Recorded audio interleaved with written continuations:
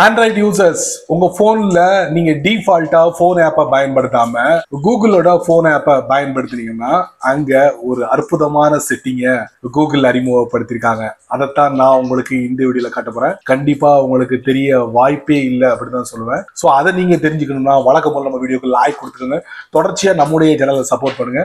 வீடியோவை எந்த பகுதியும் நீங்க ஸ்கிப் பண்ணாதீங்க. ஸ்கிப் பண்ணீங்கன்னா உங்களால மற்றவங்களுக்கு இதை ஷேர் பண்ண முடியாது. வாங்க தெரிஞ்சுக்கலாம்.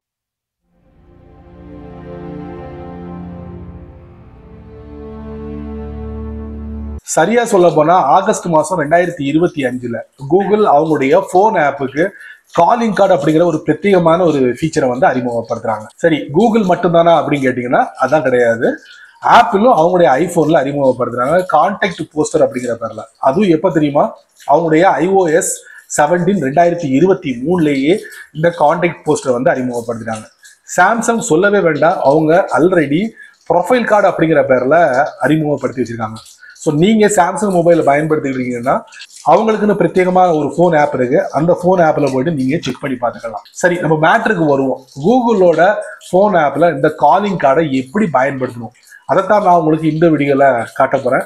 கண்டிப்பா வீடியோவை கடைசி வரைக்கும் பாருங்க. பார்த்துட்டு நீங்க அதை அப்ளை பண்ணி பாருங்க, செமையா இருக்கும். பிளே ஸ்டோர் போவோம். போன் பை கூகுள் இதுல தான் காலிங் கார்டு ஃபீச்சர் வந்து அறிமுகப்படுத்திருக்காங்க. ஸோ அதை நம்ம எப்படி பயன்படுத்தணும் நம்ம இந்த வீடியோல தெரிஞ்சுக்கலாம். இப்ப நான் என்ன பண்றேன், இந்த போன் பை கூகுளை வந்து ஓபன் பண்றேன். அதுக்கப்புறம் கீபேடை ஓபன் பண்றேன். ஒரு கான்டாக்டை நான் வந்து ஆல்ரெடி ஃபீட் பண்ணிட்டேன். ஃபீட் பண்ண உடனே மேல பாத்தீங்கன்னா கிரியேட் நியூ கான்டாக்ட் அதை நான் தட்டுறேன். கூகுளோட கான்டாக்டை நான் சூஸ் பண்றேன். இப்போ அந்த கான்டாக்டோட நேமை நான் அப்ளை பண்றேன். அப்ளை பண்ணியாச்சு. ஃபோன் நம்பர் ஆல்ரெடி அதுல டிஸ்பிளே ஆயிடுச்சு. மோர் டீடைல்ஸ். அதுக்கப்புறம் பிக்சர் அண்ட் காலிங் கார்டு சமீபத்தில் அறிமுகப்படுத்திருக்காங்க. காலிங் கார்டு பிக்சர் இருக்கு, காலிங் கார்டு இருக்கு. இப்போ நம்ம என்ன பண்ணலாம், இந்த பிக்சருக்கு தனியா போட்டோ பண்ணலாம், காலிங் கார்டுக்கு தனியாக அப்ளை பண்ணலாம். இருந்தாலும் இப்போ நான் என்ன செய்யறேன், காலிங் கார்டு தட்டுறேன். ஸோ நேம் டிஸ்பிளே ஆயிடுச்சு.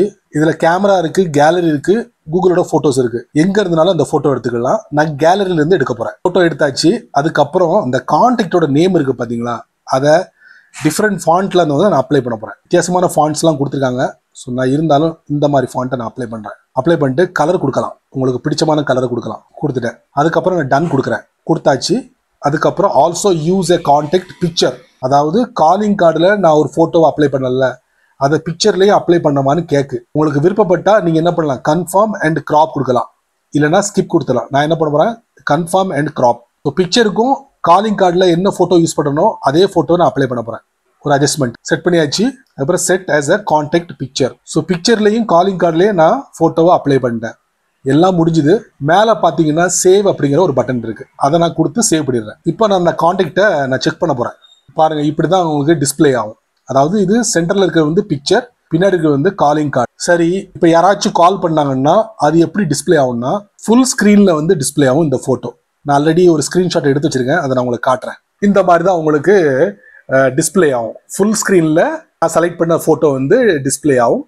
நேமும் டிஃப்ரெண்ட் ஃபாண்ட்ல வந்து டிஸ்பிளே ஆகும். சரிங்களா? இது வந்து இன்கமிங் கால். அவுட் கோயிங் கால் நீங்க கால் பண்ணீங்கன்னா அந்த நபருக்கு இப்படி டிஸ்பிளே ஆகும். பாத்துக்கோங்க. செமல. எனக்கு என்னன்னா, நான் செட் பண்ணியிருக்கேன். எனக்கு அந்த நபர்கிட்ட இருந்து கால் வரும்போது இந்த மாதிரி போட்டோ ஃபுல்லா வரும்போது எனக்கு ரொம்ப சந்தோஷமா இருக்கு. போட்டோவும் செம கியூட்டா இருக்கு. இந்த மாதிரி நீங்களும் உங்களுக்கு பிடிச்சமான கான்டாக்ட்ல உங்களுக்கு பிடிச்சமான போட்டோவை நீங்க அப்ளை பண்ணிக்கலாங்க. கால் வரும்போது இப்படி பார்த்து நீங்க என்ஜாய் பண்ணிக்கலாம். ட்ரை பண்ணி தான் பாருங்களேன். செட் பண்றது எப்படின்னு தெரிஞ்சுக்கிட்டீங்க.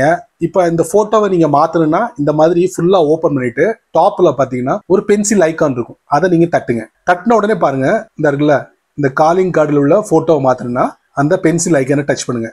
டச் பண்ணிட்டு வழக்கம் போல camera, gallery, Google photos remove பண்ணிக்கலாம். மாத்தணும்னா நீங்க மாத்திக்கலாம். ஸோ மாத்தக்கூடிய போட்டோ எங்க இருக்குன்னு நீங்க கன்ஃபார்ம் பண்ணிக்கோங்க. புதுசா போட்டோ எடுக்கணும்னா கேமரா, ஆல்ரெடி இருக்குன்னா கேலரி, ஆல்ரெடி நான் வந்து பேக்கப்பா எடுத்து வச்சுக்கணும்னா கூகுள் போட்டோஸ். இதை நீங்க முடிவு பண்ணிக்கோங்க. இதாங்க எப்படி அப்ளை பண்ணணும், எப்படி ரிமூவ் பண்ணணும். தெரிஞ்சுக்கிட்டீங்களா?